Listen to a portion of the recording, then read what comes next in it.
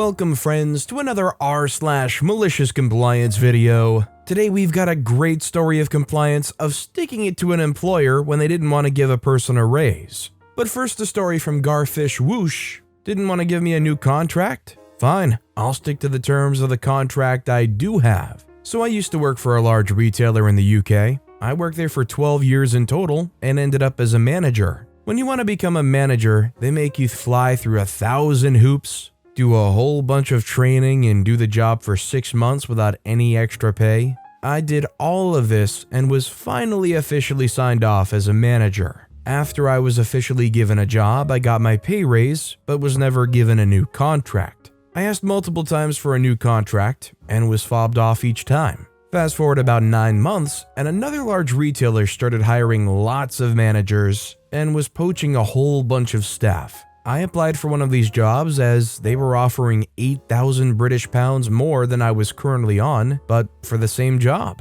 I got the job and went to hand in my notice. Managers have to give 4 weeks notice, whereas general assistants only have to give a week.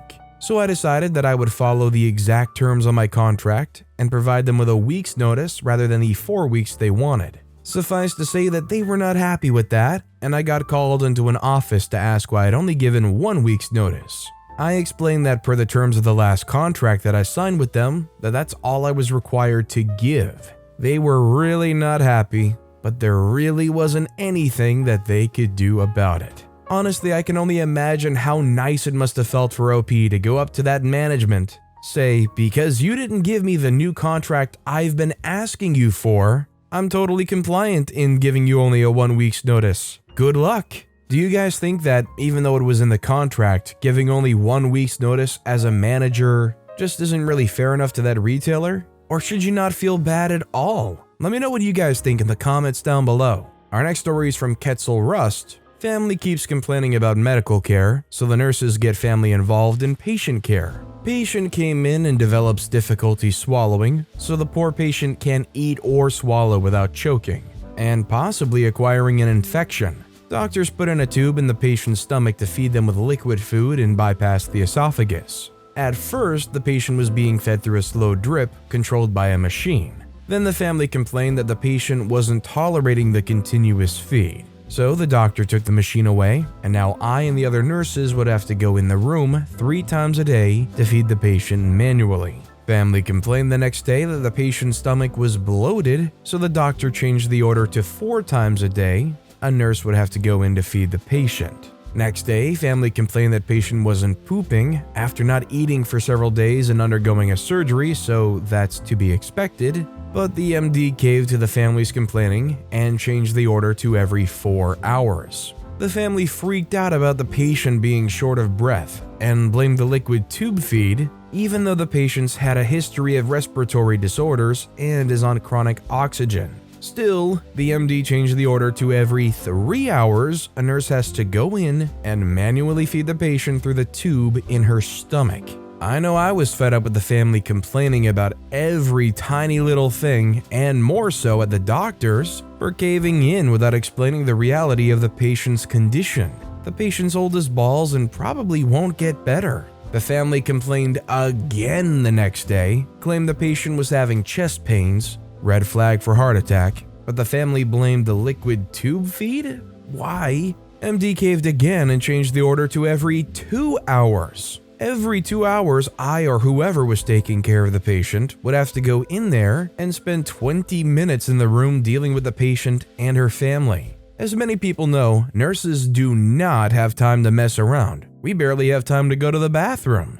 So, malicious compliance. This patient's not going to get better, so the family needs to know how to feed her through the tube. I educate the family and show them how to do it at 6 p.m. I make sure to turn on all the lights, turn the TV off, and get the family really involved. They wash their hands and they put on gloves, handle the PEG tube, etc. Then at 8 p.m. I make the patient's son do the tube feed. It takes half an hour, and I can tell that the son is freaked out.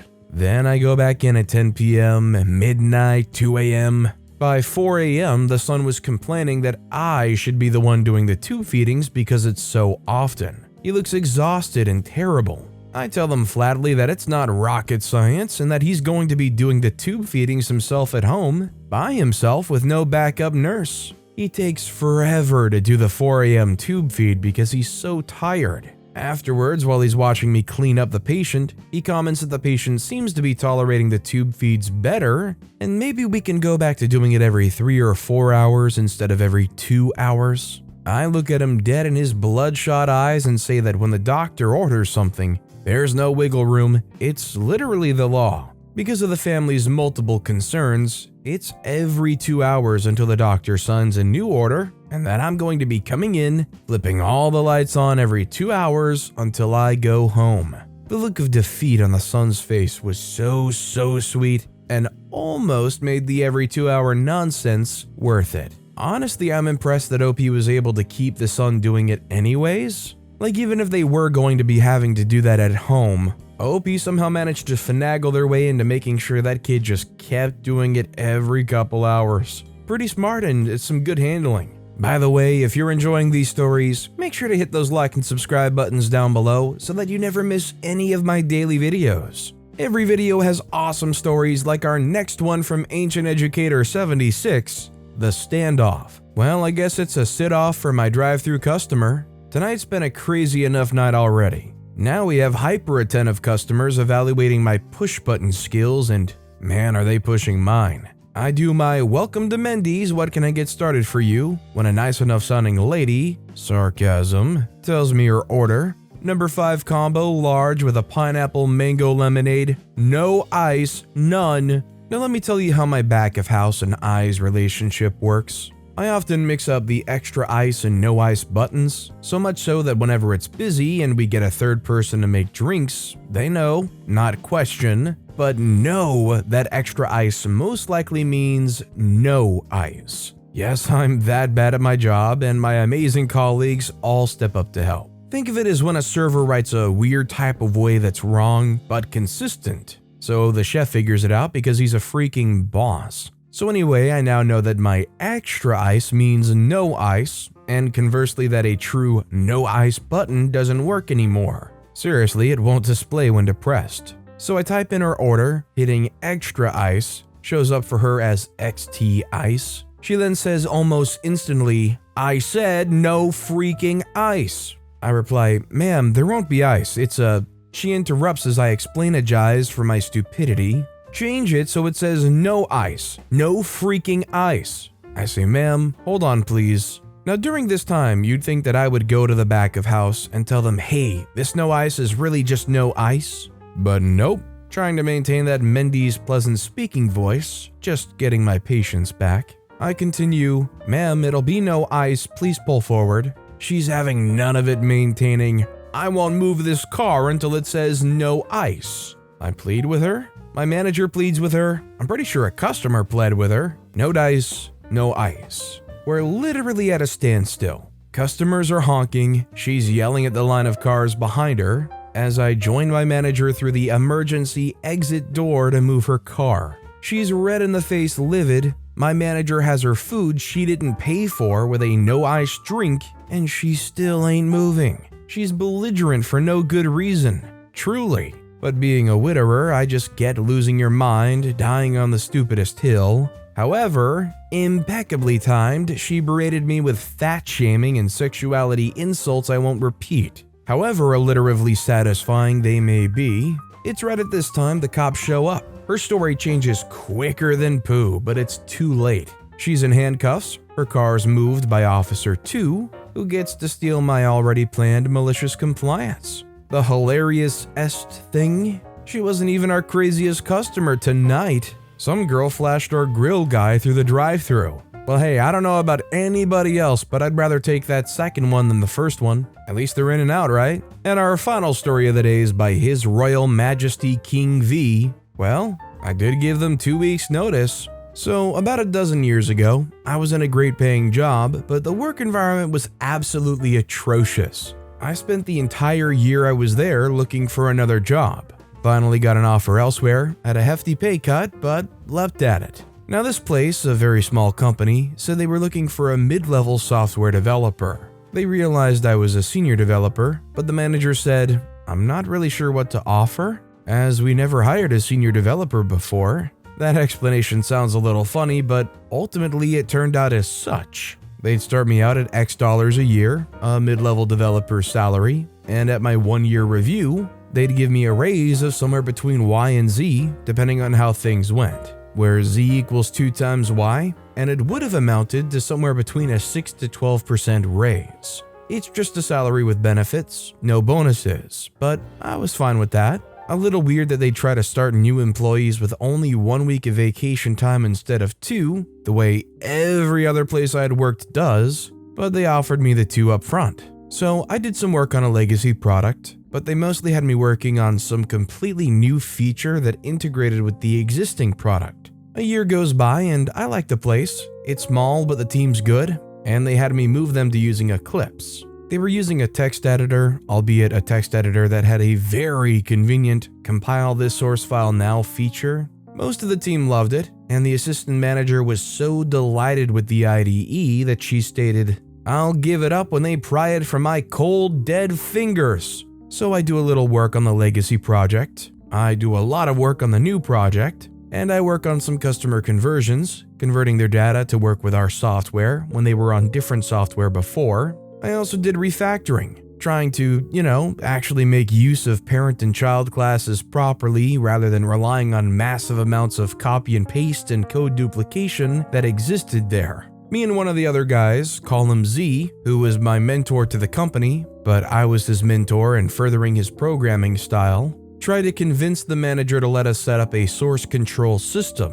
The current system was that everyone worked off of a single copy of the source code on a shared network drive, which was backed up to tape every night. The manager resisted. We even suggested that he let us take one of the old junk PCs from the storage room and set up a very small repository just to experiment with and make sure it worked as we planned, i.e. hello world and program/files of that small scale before trying to move their stuff to it. Manager wouldn't budge. My review's late, several months late, but we were busy, and the manager said it was the most busy year he recalls them having. Also, I'd scheduled my 2 weeks of vacation so that I could fly out to visit my parents. During this time, I'd gotten calls about other jobs, but I mostly blew them off. I knew for a fact where my salary would be when I got my review, and I was happy with that. Still, the calls came here and there. My review finally comes and is almost glowing. 1 or 2 minor hiccups, but overall they were very pleased with me. My raise,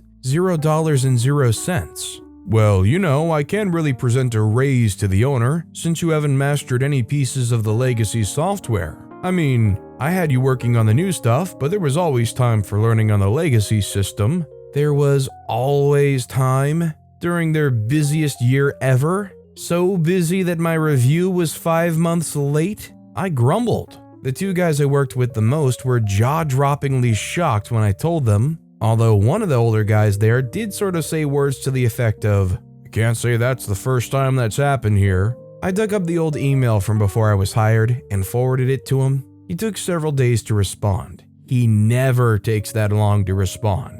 He came up with some cockamamie word games about how things didn't go that well this year, trying to play the, "Oh, I meant going well overall, not going well with your performance." So I kept working anyway, but I followed up with the most recent call about a potential job. It was the same pay I was making at this place, but with bonuses and better benefits. And half the distance/time to drive, none of the tolls. I snuck out to interview at the new place. Seemed to go well, and we struck a deal. I gave them a start date of after my vacation. Went back to my current job and played along for a little bit. They also went on job fairs looking to hire someone straight out of college. Also, now the manager was interested in source control.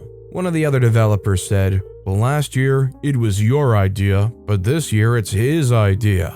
Interestingly, I briefly met the one graduating student that they eventually hired. So it comes up to the point where my vacation's about to start. I go down to my CTO's office and give my 2 weeks notice the day before my leave. He seemed a little thrown by that and commented something about how they usually expect to have the 2 weeks to transition. I said I agreed with him, but I pointed out that my manager made certain promises My review was glowing, and my raise was somehow 0. He didn't quite address that, but made sort of a cryptic comment. X doesn't really share very well. I never knew if that meant my manager doesn't let the rest of them know what he did, or meant that he somehow benefits from keeping the costs down. I later was given to understand that the CTO and the owner might well have known or been in on the plan to stiff me on the raise. I did have to talk with my manager, of course, and he did say, "Well, I guess I'm the bad guy on this." Though he didn't seem particularly remorseful. There was a shocking moment of candor, "But we did get what we needed from you." I suspect that the manager's raise was based on how well he did cost control though. I mean, I was driving an older vehicle, and the manager was driving a newish Acura SUV, but giving my 2 weeks notice on the day before my vacation was my malicious compliance that I took with great relish. Honestly, I think OP had nothing to owe them at that point, and frankly, taking their 2-week notice when they're about to go on vacation for those 2 weeks, totally justifiable in my book. But with that being said, that's all the time we have for today. So of all these stories I've read today, which is your favorite and why? Let me know in the comments down below. And if you haven't yet, if you could like and subscribe, that would mean a lot to me. Whatever you do, whether it's liking, subscribing, turning notifications on, all of it helps grow this channel, and I appreciate the heck out of it. So until next time, I'll see you all tomorrow with some more stories.